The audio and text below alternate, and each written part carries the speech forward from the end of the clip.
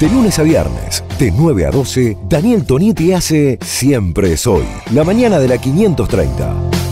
Somos información, somos radio, AM 530. Toma aire. Atilio Borón, ¿qué tal? Muchas gracias por venir, un lujazo tenerte aquí en el programa. ¿Cómo estás? ¿Bien? Bien, muy bien, gracias. Gracias por la invitación. Estamos viviendo un segundo semestre 2019 en la región de un nivel de convulsión que me animaría a decir, habría que irse atrás en el tiempo para recordar un nivel de convulsión tan grande. Bueno, Ecuador, Chile, Bolivia, lo que está sucediendo en la Argentina, Brasil, Colombia. Bueno, ya no hablamos, Colombia, no hablamos de Venezuela porque casi como es un... el país más estable ya. Por lo menos está estabilizado en su crisis. Sí, sin bueno, duda. Bien. Te quiero escuchar un poquitito, arrancá por donde quieras. Bueno, a ver, yo creo que estos son los signos del colapso de un modelo en el cual en América Latina se apostó muy fuertemente a partir de los 90, ¿verdad? El ajuste neoliberal, la estabilización, la idea del crecimiento con efecto derrame para los sectores populares, etcétera. Y bueno, y al cabo de 20, 25 años, todo eso demostró ser una falacia. Lo sabíamos. Este chico Guzmán, que hablaba recién, seguramente lo sabía hace mucho tiempo. Stiglitz lo venía diciendo también, ¿no es cierto? El malestar de la globalización, un libro ya de aquellos años 90. Pero bueno, de todas maneras había muchos factores que sostenían a estos gobiernos, a estas políticas. El modelo chileno era señalado reiteradamente, machaconamente, como lo que los países tenían que hacer para avanzar en la prosperidad, en la igualdad, en la redistribución de ingresos, y después de repente en un momento determinado, viste, así un chasquido de dedos, la gente se despertó. Yo elaboré una categoría descriptiva, digamos, para entenderlo de Chile, que es el fin del sonambulismo político. O sea, una sociedad que estaba como sonámbula, ¿no? Había mucha bronca acumulada, ¿no? Bueno, se nota. Si no te explicás que gente salga durante un mes y medio. Y además niveles de violencia que no se vieron ni siquiera en el año 2001 acá en la Argentina. No. O sea, prendieron fuego las estaciones del Transantiago, las estaciones de subte, las compañías de seguro, el edificio del Mercurio. O sea, hagan el paralelo en la Argentina. Hagan el paralelo en la Argentina.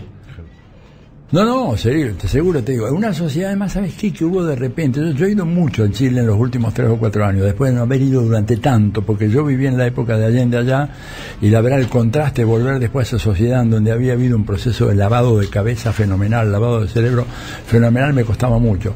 Pero yo veía un mar de fondo impresionante, y yo le decía a los amigos, mira, esto es cuestión de tiempo, ver en qué momento se va a producir el estallido. No, pero acá las cosas, mirá. A ver, el último viaje, que terminó una semana antes del estallido, yo estuve recorriendo 2 ciudades del interior, porque una cosa es Santiago, pero vas a Temuco y Valdivia, ¿no es cierto? En Temuco veo una señora de una conferencia pública, siempre para gente de pueblo, no, el mundo académico cada vez le doy menos bola, esa es la verdad.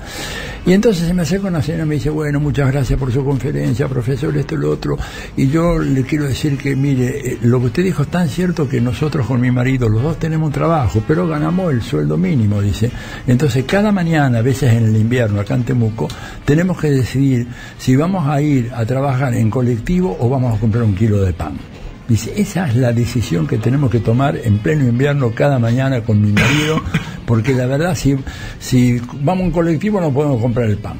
Entonces tenemos 3 niños y bueno, y muchas veces tenemos que caminar 30 cuadras en medio del viento, del frío, de la lluvia, y llueve mucho, ¿verdad? Porque no tenemos para más cosas. Entonces dije, bueno, ¿cuánto dura esto? Y bueno, dura hasta que haya una chispa, un chispazo. ¿Cuál fue el chispazo? Los pibes aquellos que saltaron el metro aquel día, saltaron los molinetes. Ellos ni siquiera tenían una motivación económica, porque esos chicos no pagan o tienen una tarifa que es muy muy baja para el metro y que no había aumentado, pero la hacían por solidaridad con los padres. Punto. Esa fue la chispa. Se incendió todo. Y ya no hay vuelta atrás. La réplica fue la represión, ¿no? La réplica fue una represión brutal, además una represión. Escúchame, que haya más de 250 personas que perdieron los ojos en la represión de Carabineros, algo que nunca se vio en América Latina. Te disparan a la cabeza y además salió... Eso no pasó, por ejemplo, en las protestas en Venezuela. No. País estigmatizado como pocos. No, por supuesto. Que también tuvo protestas de la oposición al gobierno muy fuertes. Pero con una oposición que estaba armada. Esta era una oposición indefensa, porque la oposición en Venezuela, que te decía la famosa famosas guarimbas y te ponía el alambre de púa de costado a costado de la calle, que si vos pasabas con la moto medio boquiabierto te degollaban. Esa oposición era una oposición armada y muy violenta. Acá una oposición absolutamente indefensa, familias con chicos, etcétera, le disparaban a la cara, le disparan a la cara.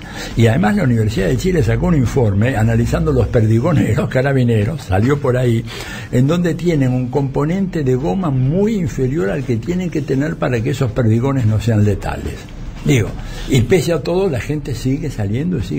Entonces lo que vos decís, ¿se vio alguna vez algo igual? No, yo no recuerdo, porque vos a veces tenías problemas. Bueno, había una guerrilla, un foco guerrillero en Perú, a ver, estoy hablando antes de que todos ustedes nacieran, en los 60, ¿verdad? Después había un problema cordobazo acá en Argentina. Pero ahora, a ver, Colombia, Perú, Ecuador, Chile, Bolivia, la situación en Brasil, nosotros que estamos zafando por ahora, viendo a ver de qué manera con el nuevo gobierno, o sea, es todo un derrumbe. En México, que los tipos votaron por acabar con 36 años, ojo, 36 años de cogobierno del Fondo Monetario Internacional con los gobiernos del PRI y del PAN en México. Ellos se comieron 36 años, desde el 82 hasta el 2018, de cogobierno, y fundieron a México. Destrozaron el Estado mexicano, que está copado por los narcos en una proporción fenomenal, y la gran pelea que está dando López Obrador. Ustedes recordarán lo que pasó en Sinaloa, ¿no es cierto? Una ciudad que es donde está el famoso cártel. Aprendieron al hijo del Chapo. Salieron las bandas de los narcos a ametrallar los frentes de las casas y le dieron 1 hora de plazo a López Obrador para que entreguen el pibe, o si no empezaban a apuntar para abajo y disparar a la gente. Y López Obrador tuvo que darle la orden: suelten al chico porque esto va a ser una matanza. Bueno, estos son efectos de 36 años de destrucción del Estado. Cuando te dicen achiquen el Estado, agranden la nación, todo ese verso, el resultado tiene un Estado absolutamente inerme ante el poderío fenomenal de los narcos. Entonces, la respuesta en México ha sido López Obrador, con un nivel de aprobación al cabo de un año que está por encima del 75%. López Obrador hoy en México, encima del 75%, porque está dando una gran batalla. Entonces todo este continente que está en erupción, y además podríamos ver... ¿Y a dónde puede derivar esa erupción, digamos? Y no se sabe. Lo que sí se sabe es que esto se acabó. O sea, yo lo que te puedo asegurar es que el modelo neoliberal, el modelo chileno, las políticas del Fondo Monetario ya no corren más. Las podés tratar de imponer a punta de bayoneta, matando gente al estilo boliviano hoy, por poco tiempo. Pero esto ya no funciona. No funciona, entre otras cosas, porque en Estados Unidos tampoco Donald Trump cree, digamos, demasiado en el neoliberalismo. Más bien él dice que eso ha fundido a los Estados Unidos, ha desindustrializado a Estados Unidos. Entonces, vamos en búsqueda de otra cosa. ¿Qué va a ser esta otra cosa? Bueno, un poco recién Alberto decía, vieron lo de Portugal, cómo se hace, no se puede pagar. Digo, hay una salida que no es claramente la salida que predominó en América Latina, como si fuera el sentido común, durante 50 años. O sea, y eso es una gran noticia. Se acabó, ya no puede nadie venir a decirle a Argentina, hagan como hizo Chile. ¿Cuántas veces lo hemos escuchado esto? 30 años por lo menos, diciéndonos, ya no más. En Uruguay tuvieron que poner violín en bolsa rápidamente porque estaban diciendo esto hasta que se incendia Chile, y luego la calle Pou y todo lo demás, ¿viste? No hablaron más del caso chileno, no hablaron más.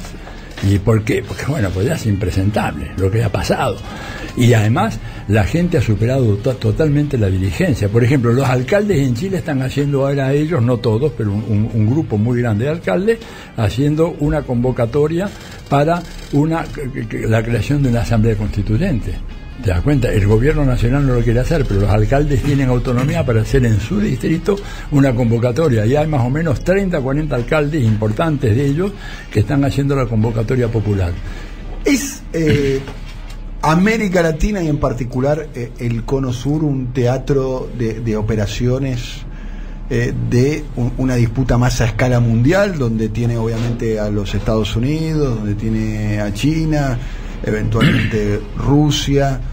Estamos siendo de alguna manera el lugar donde se están haciendo las disputas más centrales, porque se ha transformado casi, me animaría a decir, el lugar, la región del mundo donde más claro se ve una alternativa al dogma neoliberal, por un lado, porque en Europa no se ve con esta claridad, para dar un ejemplo, ni hablar en Asia, ni hablar en África, en el lugar donde emerge algo parecido al dogma neoliberal, es aquí, y es paradójicamente también el lugar donde hoy es una de las regiones más inestables del planeta. Sí, este es el lugar estratégico, a ver, por una razón. Porque para los Estados Unidos, como me lo dijo a mí en un seminario hace ya muchos años un colega americano, un tipo muy de derecha, empezamos a hacer toda esta discusión sobre América Latina, los procesos emancipatorios, y el tipo en un momento medio se rayó y me dijo, bueno, mira, vamos a decir acá la verdad. Y me la dijo así, te repito la expresión en inglés, y luego dijo, you belong to us, o sea, ustedes nos pertenecen. Así me dijo el tipo, ustedes nos pertenecen, esta área es nuestra. Y entonces me dice, o es que usted puede ser tan ingenuo de pensar de que esta gran isla americana, que va desde Alaska hasta Tierra del Fuego, va a ser gobernada por Guatemala, por Argentina. Me gusta la metáfora esa. Uh-huh. Ellos consideran que América es una isla, es una gran isla. Así es. De los cuales esos son la capital, digamos. Absolutamente. Y me decía usted, ¿en quién confiaría la dirección de esta isla? ¿En Guatemala, en Bolivia, o en su gobierno argentino, o en los brasileños? ¿Quién, sino nosotros? Así que háganse cargo de esta realidad, no busquen problemas innecesarios. Si nosotros decimos que hay que ir por allá, y habrá que ir por allá a regañadientes, pero en esta isla mandamos nosotros. ¿Quién va a mandar si no? Digo, y entonces cuando vos mirás, de recordar la doctrina Monroe del año 1823, ¿verdad? Bueno, ya ahí la tenían clara en ese momento los tipos. América para los americanos. América para los americanos. Cuando dicen americanos se dicen estadounidenses, ¿no? Claro. Es para ellos, alejar cualquier otra potencia extracontinental de este continente que ellos... El tema es que ahora intervienen fuertemente en la región. Están los chinos haciendo inversiones públicas extraordinarias. Uh-huh. Acaba de haber una reunión la semana pasada, en realidad hace 2 semanas atrás. Xi Jinping se reunió en el marco de la reunión de los BRICS en Brasilia, y la propuesta que tienen de hacer de inversión directa de los chinos en Brasil es de 100.000 millones de dólares. Es el principal socio comercial de Brasil, es China. Uh-huh. ¿Cómo le decís que no a 100.000 millones de dólares? Bien, claro. En la Argentina están haciendo inversiones muy importantes. Y van a hacer más. Bueno, están haciendo la obra pública más importante que se está haciendo en la Argentina son las 2 represas del río Santa Cruz, que es la obra de China, fuera de China, más importante. Uh-huh. Y es la única obra financiada 100% por el Estado chino. Uh-huh. O sea, ¿cómo juega eso Estados Unidos, China? Y crispa los nervios de Donald Trump y de la gente en Washington, porque ve que este continente, ¿verdad? Bueno, ya se implosionó la Unión Soviética, todos ellos manejaban todo con el pretexto del comunismo soviético, todo el verso aquel que era realmente poco relevante. ¿Te das cuenta? Una vez que aquello desaparece, ellos confiaron en que ya, bueno, tenían el mundo a sus anchas. Y de repente se les vino China encima, no la veían venir. Yo te digo, yo estuve en una conferencia de un muy buen economista, Lester Thurow, un economista norteamericano muy bueno, acá en la Argentina, en el año 85, me acuerdo como si fuera hoy. Sí, se le preguntó sobre China y dijo, y China va a ser una potencia importante, pero no antes del 2030. Y se le vino 30 años antes. Esa es la verdad. Hoy China, por ejemplo, es el país que tiene es el mayor socio comercial en 130 países del mundo. Y en América Latina tienen una influencia enorme. Entonces, para entender la locura americana, ¿verdad?, del muro para detener a la inmigración, las políticas de promover cambios de régimen, el apoyo a Bolsonaro, el apoyo al golpe en Bolivia, hay que entender el nerviosismo de esta gente que siente que esa gran isla americana se les escurre de las manos. Además están los rusos. Si vos a mí me decías hace 15 años que iba a haber un ejercicio conjunto entre la Armada rusa y la Armada venezolana en el Mar Caribe, que en los manuales del Pentágono figura como un mar interior americano, el Mediterráneo americano, te decía, no, esto es demasiado, los cubanos no se atrevieron a tanto. Y lo hicieron. ¿Y está pasando? Pasó, hace ya como todavía estaba el Chávez vivo, hace 7 u 8 años. Nave insignia, almirante Kuznetsov. ¿Quién fue el almirante Kuznetsov? Un soviético que fue el que contuvo a los nazis en las batallas del Mar del Norte. O sea, el barco ese todavía sigue teniendo una carga simbólica, ¿verdad?, para los Estados Unidos, y ese barco navegando en el Mar Caribe haciendo ejercicio conjunto con la Armada venezolana. Por eso la locura y que están dispuestos a hacer cualquier cosa. Ojo con esto de pensar en el golpe blando. El golpe blando cuando se puede, y si no, a los balazos limpios como se hizo en Venezuela, en Bolivia. Bolivia lo que han hecho fue, lo que están haciendo es una ¿Por qué cayó Evo y no cayó Maduro? Bueno, porque Evo creo que a la larga, al cabo de 2 o 3 años, empezó a ser mucho más débil en su esfuerzo por movilizar y organizar a su base social. En cambio, si hay algo que quedó muy claro en Venezuela, es que allí tenés, primero, una población educada durante 12 años, todos los domingos por Chávez. Y eso les penetró en la cabeza a los venezolanos de una manera impresionante. Y en segundo lugar, porque tienen organización. Mira, hay un ejemplo más rotundo todavía que el de Evo y Maduro, que es Dilma y Maduro. ¿Por qué cayó Dilma y no cayó Maduro en medio de una situación económica tremenda? Después vemos cuál es el origen de la situación, si ustedes quieren, pero una situación económica tremenda. Y Dilma, en cambio, una situación semi-recesiva, pero no era que Brasil se estaba viniendo abajo. Y cayó Dilma porque Dilma, cuando desesperada pedía ayuda, ¿no es cierto?, a sus bases sociales, y salía al balcón del Palacio de Planalto, lo único que estaba ahí era el jardinero cortando el pasto. En cambio Maduro, en cuanto hay una situación ahí, pega un pitazo y tiene 500.000 de personas en la calle. Esta es la diferencia. Lo que lo sostiene a él todavía hoy es la capacidad de convocatoria en la calle, que es lo que va a sostener Alberto también. Digo, si es que Alberto moviliza su base electoral, ¿no? Lo va a tener que hacer porque forma parte de su cultura política. Pero va a aprender. Te quiero decir. Pero es un hombre que aprende rápido, porque ¿sabe qué? En la pulseada esta que va a tener que hacer él con estos tigres, va a tener que tener gente que lo apoye. Forma parte de la cultura política de Alberto Fernández. De hecho, el comportamiento que tuvo Alberto Fernández desde las PASO hasta la elección es un comportamiento desmovilizador. Ante el paro de los aeronáuticos dijo: no hagan paro, no me parece correcto, lo cual le generó una reunión privada con Pablo Viró, ¿no?, de los pilotos. Después a los movimientos sociales le dijo: vuelvan a las casas, ¿no? No forma parte. Coincido con vos en que lo va a tener que aprender. Está claro que tener movilizada tu base en política es un mérito, y creo que es lo que mantuvo en libertad a Cristina Fernández de Kirchner. No los fueros, porque Cristina tuvo 2 años sin fueros, y estuvo en libertad. Sí, no los fueros. No. Es más, el primer pedido de detención de Cristina fue cuando fue electa diputada. ¿Se acuerdan? Sí. Y la movilización acomodó los pies. Por eso. No, yo lo que te digo es lo siguiente: yo no estoy haciendo una especie de exhortación a que haya una movilización callejera, destructiva, nada, pero lo que sí va a tener que tener... La derecha está movilizada, Tilio. Bueno, en Brasil la derecha está movilizada, más movilizada que la izquierda. Mucho más movilizada. Gana en la calle. Así es. Bueno, y Evo, Evo perdió la calle, el problema es ese: Evo perdió la calle. Evo nunca tendría que haber perdido la calle, porque, a ver, un poco la ficción de que si vos tenés las instituciones de tu lado, si vos sos presidente, tenés mayoría en el Congreso, y con esto te defendés de tipos que vienen a degollarte, lo pagás muy caro, lo pagás con una derrota.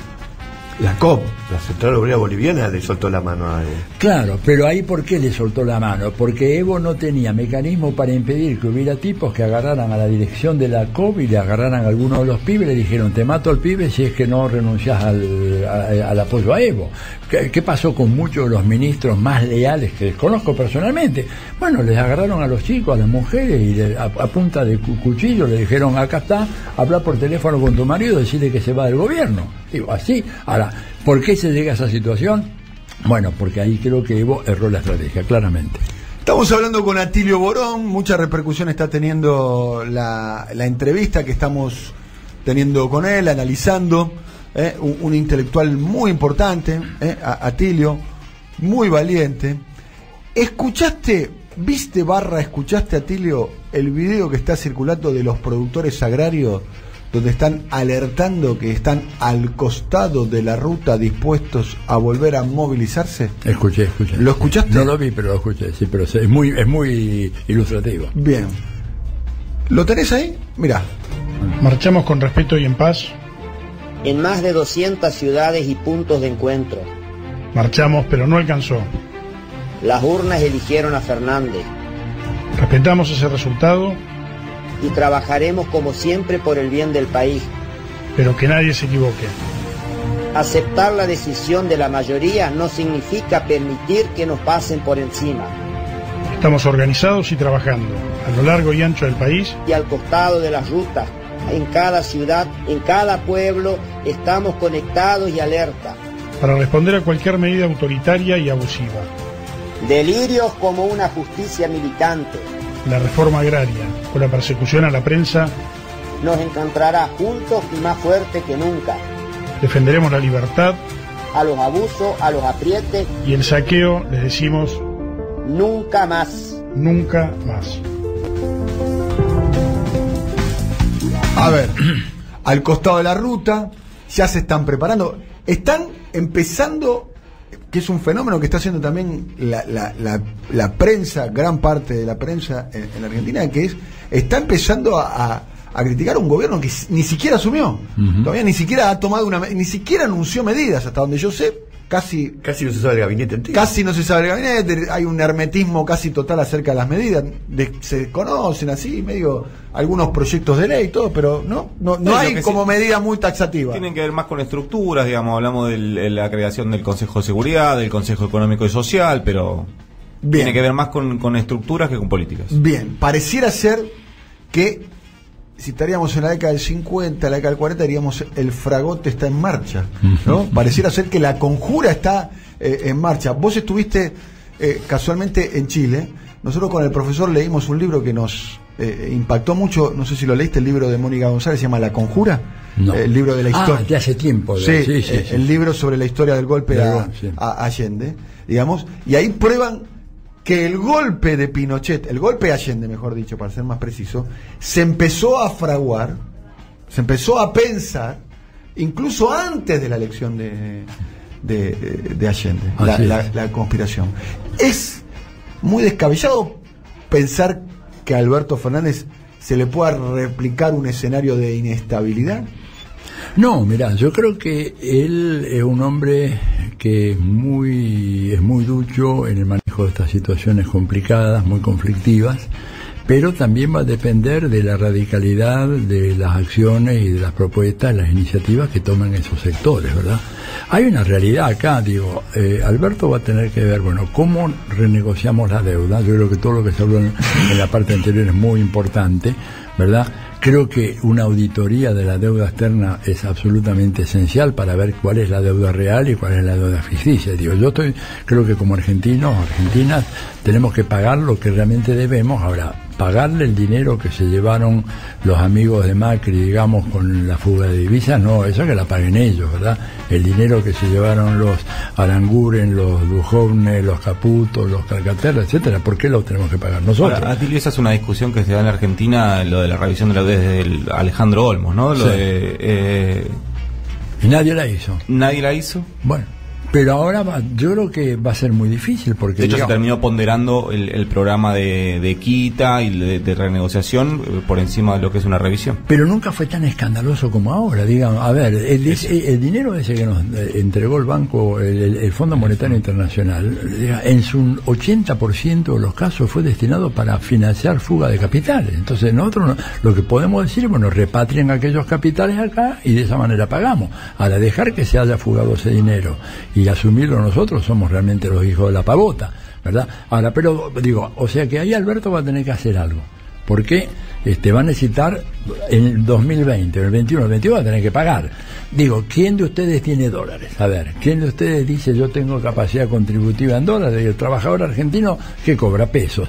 ¿Quiénes son los que tienen dólares en la Argentina? 3 sectores: los agroexportadores, las mineras y los hidrocarburíferos. Bueno, tendrá que Alberto sentarse con esos 3 sectores y decirle, miren chicos, si ustedes no quieren que todo esto se venga abajo, si quieren evitar un escenario de derrumbe tipo Chile o una situación absolutamente caótica, bueno, ganaron mucho dinero antes, ahora tienen que poner un poco para poder pagar, porque de lo contrario este país es inviable. Y ahí es donde yo digo que la movilización y la organización del campo popular, sin que esto signifique hacer una convocatoria, hacer, actividades que uno podría decir meramente de disturbios, etcétera, sino demostrar que hay sólidamente una capacidad organizativa del pueblo para decir, no, vamos a defender este proyecto y vamos a defender esta salida del modelo neoliberal y del macrismo, me parece que va a ser un componente fundamental en la correlación de fuerzas que él va a tener que construir, y si no va a quedar víctima como una hoja en la tormenta, y sería el peor escenario posible. Y en esa correlación de fuerzas, Atilio, atendiendo esto que escuchamos, el audio de estos voceros, digamos, del sector agropecuario, cuando parece inminente, o por lo menos es la información que circula, de un alza en las retenciones. ¿Cómo imaginás si una de las primeras medidas de un gobierno recién asumido es subir las retenciones, cuando del otro lado se están preparando de esta manera? Y ellos pues van a reaccionar de la manera tradicional, o sea, van a decir que van a son objeto de un despojo, que es una confiscación de la propiedad privada, y bueno, Alberto tendrá que llamarlos, convencerlos, persuadirlos, pero aparte de eso, tener a mano, digamos, una capacidad organizativa popular para que sostenga las políticas del gobierno. Si no, va a estar en una situación de una extrema debilidad. Digo, este es el punto fundamental. A ver, esto no es una locura mía, yo lo vengo diciendo hace tiempo. Hace 500 años, Maquiavelo, cuando escribía, decir, ¿por qué la República Romana fue un modelo de república? ¿No es cierto? Porque había un equilibrio entre el Senado, dominado por los magnates, y la calle, que manejaban los tribunos. Dice. En la medida en que había ese equilibrio, se gobernaba bien. Cuando los tribunos de la plebe y la calle fue aplastada, la República Romana entró en decadencia y terminó en un desastre que termina en el imperio y luego la caída del imperio. Tan simple como eso. Entonces él tiene que encontrar un equilibrio. Y si no tiene ese equilibrio, porque él no tiene poder económico. Vos fíjate que acá hay una cosa muy importante. Muchas veces Alberto llegó al poder. Alberto no llegó a ningún poder. El poder está en otra parte, no está en la Casa ¿Dónde Rosa. está el poder? El poder está en una mesa de 4 patas, una de las cuales es el capital financiero, que es el que circula a nivel mundial de una manera absolutamente ilimitada, sin ninguna clase de control. Autonomizado, ¿no? Totalmente, ¿verdad? Después tenés los grandes sectores económicos en cada país, en este caso el triángulo aquel de los agropecuarios, hidrocarburos y minería, el poder mediático y el poder judicial. Este es el poder en el Estado capitalista hoy. Entonces, esas son las 4 patas del poder. Las 4 patas del poder, no del gobierno, lo repito. Bien. Capital financiero, poderes económicos concentrados en agricultura, ganadería, minería, hidrocarburos, poder oligarquía mediático y poder judicial. Punto. Eso es lo que hoy en día constituye la esencia, la estructura del poder en el Estado capitalista. Por lo tanto, el gobierno es un visitante ajeno a eso. ¿Qué es lo que controla de todo? A ver, el gobierno argentino controla el capital financiero, no. Controla las hidrocarburíferas, no. Controla las mineras, no. Controla el agropecuario, no. Controla los medios, no. Controla el poder judicial, no. Entonces estás casi inerme. Si no tenés la calle organizada, como decía Maquiavelo, bueno, te quedás un poco víctima de todas estas fuerzas fenomenales que han volteado a cuantos gobiernos. El que habla es Atilio Borón, siempre muy interesante escucharte, Atilio, un lujazo tenerte, la cantidad de mensajes que están llegando. Atilio es uno de los mejores analistas internacionales. Otro, Ruth dice, había un libro de Bernardo Berbisky sobre el golpe a Allende que se llama ITT, no recuerdo el libro este. Nazareno dice, columnista de lujo, Atilio. Buenos días, mis queridos, la canalla de Valvanera, gracias por traerlo al maestro Atilio. Un lujo. Mención aparte, no sabía que las amenazas ahora vienen en forma de spot publicitario. Esto. Liliana de Junín. Me perdí el inicio del programa, como siempre, qué buen programa. Ahora Atilio, pero no solo él, muchas gracias. Después nos mandan un mensaje, nos están escuchando, nos mandan un video, nos están escuchando el Tilcara en Jujuy. Bueno, decenas de mensajes de nuestros oyentes al 11 3200 0530, como para ir terminando. Para mí es muy importante lo que está sucediendo en Brasil, ¿no? A Bolsonaro no le está yendo bien. No le está yendo bien, definitivamente no le está yendo bien. Tampoco se derrumba. Tampoco se derrumba, tiene como su 20, 25 o algo por ciento, un núcleo duro que concentra. Pregunto, y a propósito del caso Bolsonaro, que me parece que es algo que se puede extrapolar al resto de los países de la región. Lo voy a decir a grosso modo, quizás vos lo podés explicar con un poco más de precisión. Yo tengo la percepción, observando, que la izquierda se convirtió más conservadora y la derecha ganó en audacia. Que a la hora de desplegar sus ideas la derecha, para decir una manera, sale del placar ideológico y dice lo que piensa, y la izquierda los sectores de izquierda están como contemporizando, pidiendo permiso para decir lo que piensan. Esta es la percepción que tengo, y por eso gana la calle y gana la vanguardia la derecha en muchos casos. Sí, yo creo que lo que pasa es que la izquierda ha estado muy castigada en América Latina durante mucho tiempo, ¿verdad? Entonces, cuando se presenta, tiene que presentarse a partir de tratar de remontar una mochila muy muy pesada, como es, por ejemplo, el derrumbe de la Unión Soviética, que evidentemente puso en cuestión lo que mucha gente antes pensaba, bueno, un modelo económico centralmente planificado puede ser la solución para estos países, ¿verdad? Entonces tuvo que hacer todo un esfuerzo de redefinirse, replantearse estrategias distintas, y hoy en día, digamos, de a poco ha venido reafirmándose, en buena medida favorecida por el derrumbe del modelo neoliberal, o las inequidades que ya son inocultables del modelo neoliberal. Ahora, es cierto que en general la izquierda tiende, sobre todo en la medida en que se acerca al gobierno, aquel famoso teorema de Baglini que seguramente vos recordarás. Sí, por supuesto. Cuanto más lejos está del gobierno, más radical sos en tus propuestas. A medida que Maquiavelo escribió acerca de eso también. Sí, ¿no? Claro. Es un clásico, ¿no? Es un clásico, o sea, porque vos sabés después que una vez que llegás, bueno, es muy fácil decir nosotros negamos totalmente la deuda. Bueno, pero resulta que hay todo un entramado, Estados Unidos armado en la posguerra, un entramado fenomenal. A ver, hoy en día tenés un mundo multipolar, con China, con Rusia, con Indonesia, con la India que se viene, ¿verdad? Estados Unidos, por supuesto, pero el ordenamiento internacional sigue estando controlado por Estados Unidos.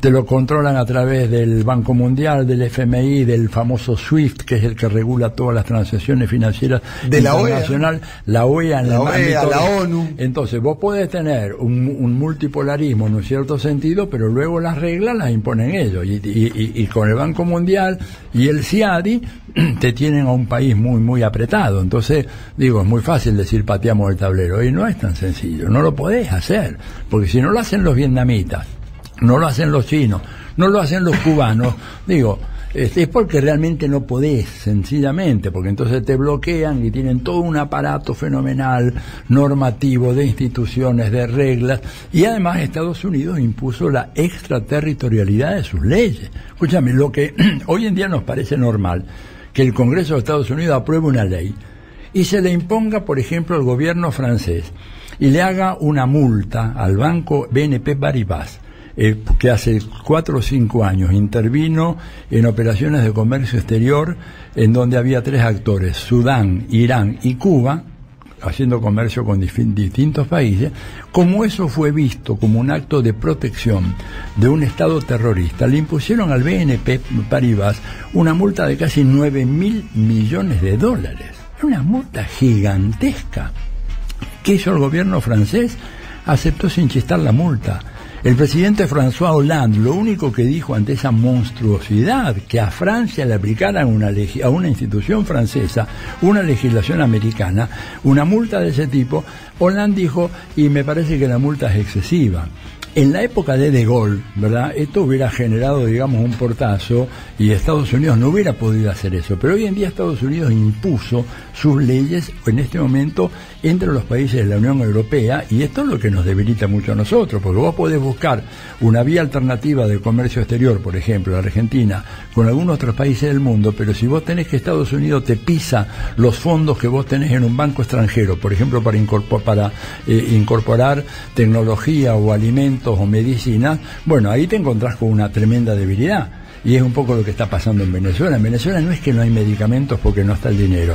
El dinero estaba depositado en los bancos europeos. Estados Unidos dijo, ese dinero no puede ser tocado porque financia un gobierno que auspicia el terrorismo, la subversión, y los remedios jamás llegaron a Venezuela. Entonces el problema ahí, digamos, es muy claro. El sistema internacional está armado de tal manera que La izquierda entonces tiene que ser muy cuidadosa la manera como avanza en un campo minado en donde las grandes declaraciones retóricas no te ayudan para nada. La gran retórica, revolucionarismo abstracto, como yo le llamo, no te ayuda a la hora que tenés que ejercer el gobierno, porque ahí te encontrás con situaciones que, qué sé yo, desde que te confiscan o te retienen la fragata Libertad, como lo hicieron con Cristina, ¿te acuerdas? Y eso es parte de todo este entramado jurídico que Estados Unidos armó durante 50 años y que es un obstáculo objetivo real, y hace que la izquierda sea muy cautelosa en ese sentido, ¿verdad? Ahora, volviendo a lo de Brasil, Bolsonaro está con problemas muy serios, y te pongo un ejemplo. ¿Cómo fue que Evo salió de Bolivia, pasando por territorio brasileño? ¿Sabe por qué? Muy simple, porque la Fuerza Aérea Brasileña no lo consultó a Bolsonaro. Salió por ahí, digamos, los militares tomaron la decisión de que salía por ahí.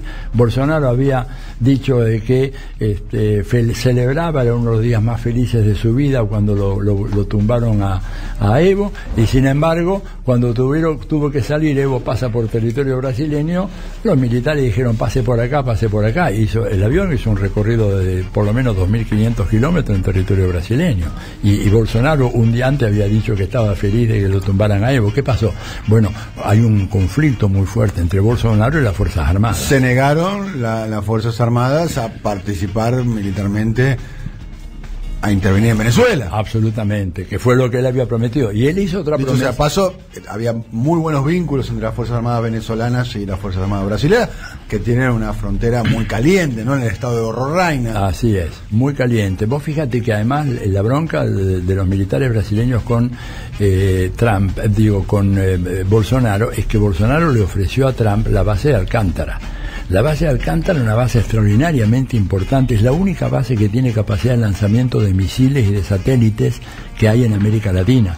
Y Trump la recibió cuando Bolsonaro fue allá, le dijo, bueno, van a tener la autorización, solo que necesitaba la autorización del Senado, y el Senado de Brasil ya lo llevan 9 meses, ¿verdad? Y el tema lo tienen cajoneado, además porque los milicos han dicho, si entregan esa base los matamos, porque evidentemente una vez que Estados Unidos pone la pata en Brasil, no la saca más. Y si no, preguntarle a los colombianos. A los colombianos o a los japoneses. Un país fuerte como Japón no puede cerrar la base de Okinawa, porque Estados Unidos no se va. Preguntarle a los cubanos. O preguntarle a los cubanos en Guantánamo, que lleva más de 100 años. Entonces, los militares brasileños están ahí, pero así erizados, diciéndole, no les podemos entregar, no pueden aprobar esa ley. Por eso es parte de ese conflicto y la debilidad relativa del gobierno de Bolsonaro. Además que hay otro tema.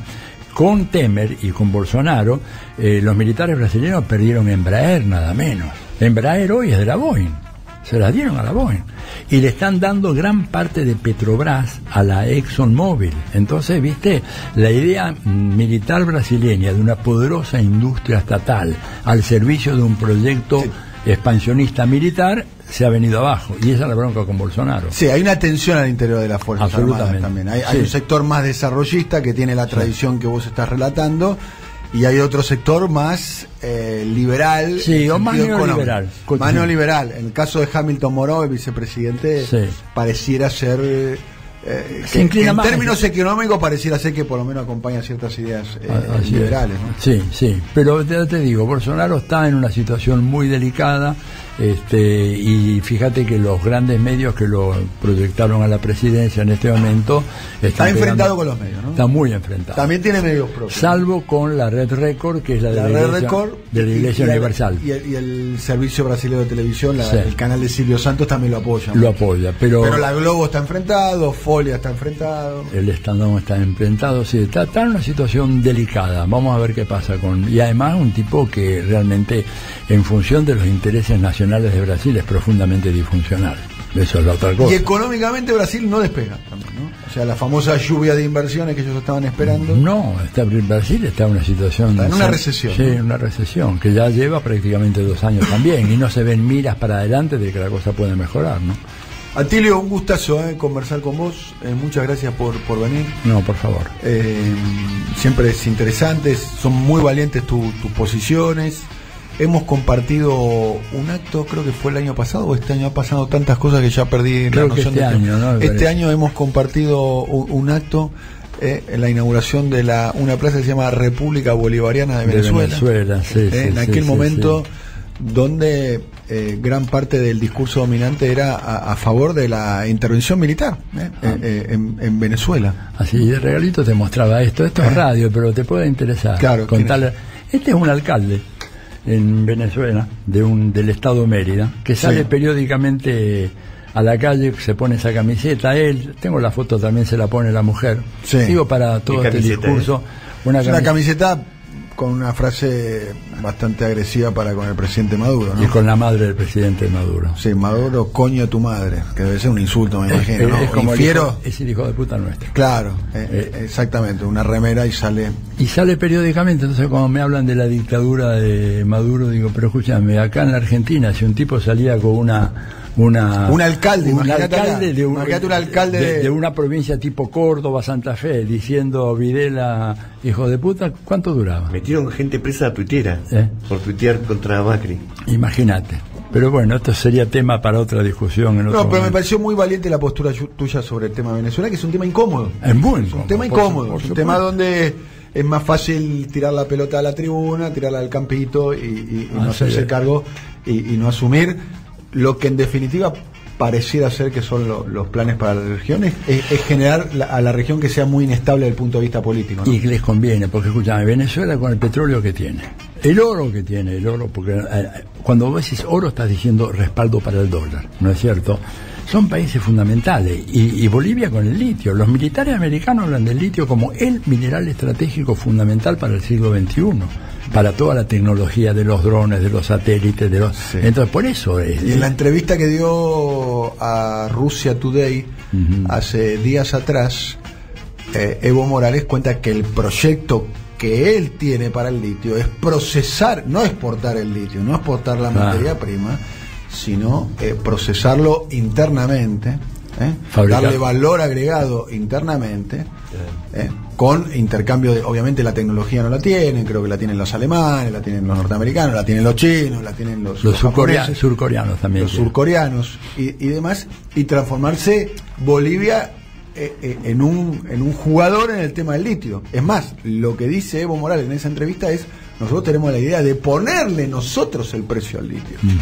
O sea, que Bolivia sea el formador del precio a nivel internacional del litio. Es algo que, imagínate, todos los que estamos acá tenemos litio en nuestras, absolutamente, en nuestros celulares. Casi la vida contemporánea moderna no se podría sostener sin litio. Y de todo el litio que hay en el mundo, el 80% está en 3 países, que es Chile, Argentina y Bolivia, y de ese 80% de ese yacimiento de litio, el 80% está en Bolivia. Sí, y fíjate, termino con esto, el Financial Times, hace cosa de 4 o 5 años, sacó un suplemento muy grande sobre Bolivia, el milagro boliviano, etcétera, y decía, el litio va a ser en el siglo XXI lo que el petróleo fue en el siglo XX, y por lo tanto Bolivia podría en el siglo XXI terminar siendo la Arabia Saudita que conocemos hoy. Por eso, digamos, el golpe y todo esto. Bien. Atilio, muchas gracias, un placer. Atilio Borón ha pasado por nuestro programa, por Siempre Soy.